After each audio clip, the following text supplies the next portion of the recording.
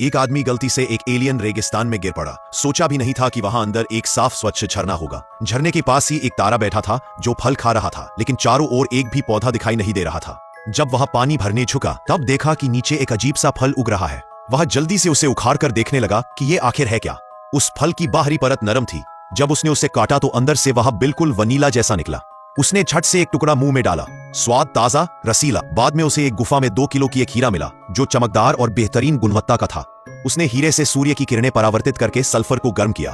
अब उसके पास खाने पीने की कोई कमी नहीं रही। अब उसे भूख का डर नहीं रहा। जॉन ने उस अजीब फल की जड़ों से कपड़ा बुन लिया।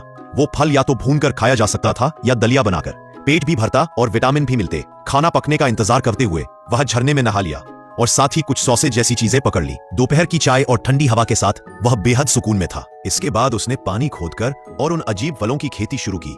सिर्फ आधे महीने में ही इतनी फसल हो जाती कि खाकर खत्म ही न हो। कुछ महीनों बाद जॉन इस जीवन से ऊब गया। दिल में बहुत अकेलापन महसूस होने लगा, इसलिए वह उस तारे को साथ लेकर बाहर खोज पर निकल पड़ा। रास्ते में अचानक एक एलियन यान से सामना हुआ जिसने उस पर लेजर किरणों से हमला कर दिया। खतरे की घड़ी में एक बलवान आदमी आकर बीच में कूद पड़ा और अपनी जान जोखिम में डालकर जॉन की रक्षा की। जॉन ने उसका आभार जताने के लिए उसे गुफा में मेहमान बनाकर ले आया। वह आदमी जैसे ही उस फरदार तारे को देखकर डर गया। बातचीत के दौरान पता चला कि वह एक एलियन दास था जिसके हाथों में भारी बेड़ियां बंधी थी, लेकिन वह बेड़ी कोई साधारण नहीं थी। उसमें एक लोकेटर लगा था। जल्द ही एलियन यान ने उनका ठिकाना ढूंढ लिया। दोनों ने पत्थरों से गुफा का मुंह बंद कर दिया और किसी तरह खतरे से बच निकले। अब दोनों गुफा में ही चैन से रहने लगे।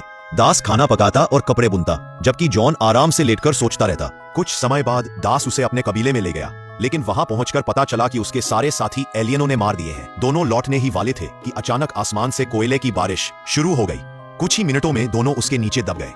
दास तो इस अजीब मौसम का आदी था, पर जॉन पहली बार ऐसा देखकर बेहोश हो गया। इस हादसे के बाद उसने तय किया कि अब कभी बाहर नहीं जाएगा। वह बस गुफा में रहकर शांत जीवन जीने लगा। लेकिन एलियन यान फिर लौट आया और इस बार उन्होंने लेजर किरणों से गुफा को उड़ा दिया।